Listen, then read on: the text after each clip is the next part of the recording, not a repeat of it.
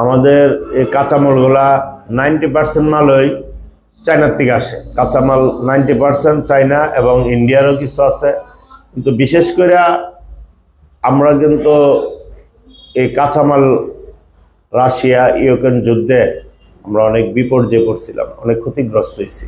ডলারের দাম বৃদ্ধি পাওয়াতে আমরা কিন্তু কাঁচামালের রেট বাইরে যাওয়াতে আমাদের কোস্টিং খরচ বাইরে গেছিল, কিন্তু ওই প্রভাবটা কিন্তু কাটায় এখনো উঠতে পারতেছি না। কারণ সিন্ডিকেট শুনতাম তেল পেঁয়াজ রসুন, এখন দিয়ে সিন্ডিকেট আমাদের পাদুকা শিল্পের কাঁচামালের উপরে হয়ে যাইতেছে।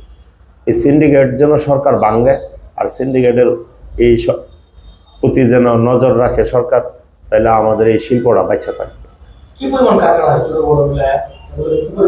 ভৈরবে প্রায় অনেক ফ্যাক্টরি ছিল, কিন্তু এখন কিন্তু 2 থেকে 3 হাজার ফ্যাক্টরি আছে ছোট বড় মিলে আমার জানা মতে। একসময় এসএমই ফাউন্ডেশনের একটা জরিপে পাওয়া গেছিল প্রায় 5 থেকে 6 হাজার ফ্যাক্টরি। হ্যাঁ, কিন্তু এই ফ্যাক্টরিগুলো করোনায় ক্ষতিগ্রস্ত হয়ে আস্তে আস্তে সবাই কিন্তু দেউলি হয়ে গেছে। আর এই প্রভাবটা, করোনার প্রভাবটা সরকার একটা প্রণোদনা ঘোষণা করছিল, কিন্তু এই ঘোষণার টাকা কিন্তু সবাই পায় নাই। তেলের মাথাতেই তেল ঢালছে, কিন্তু আমার সাধারণ কোনো কারখানাদার ভাই পাই নাই। কারণ ব্যাংকে গেলে এই কাগজ সেই কাগজ, এত কাগজ দিতে গিয়া মানে ওরা আইনের বেড়া জালে পড়ে আর টাকা পায়।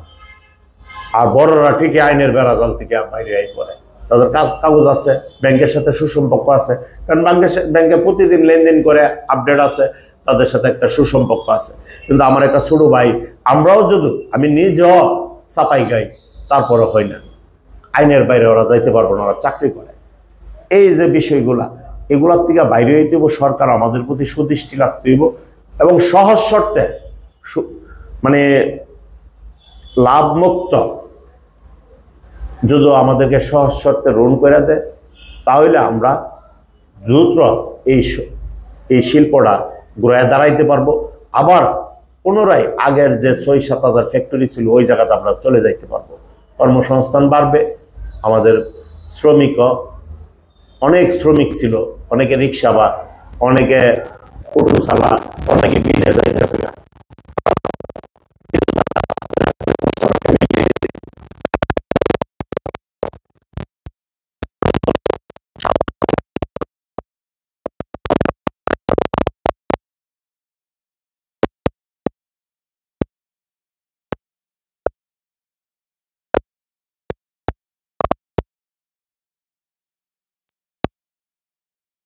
মতন কন্টিনিউ চলতে হবে, তাইলে এই শিল্পটা ভালো চলবে। আর কন্টিনিউ চলতে হলে দক্ষ জনবলের অভাব, দক্ষ কারিগরের অভাব। দক্ষ কারিগর হইলে আমরা ভালো জুতা তৈরি করতে পারবো, দেশের বাইরে রপ্তানি করতে পারবো।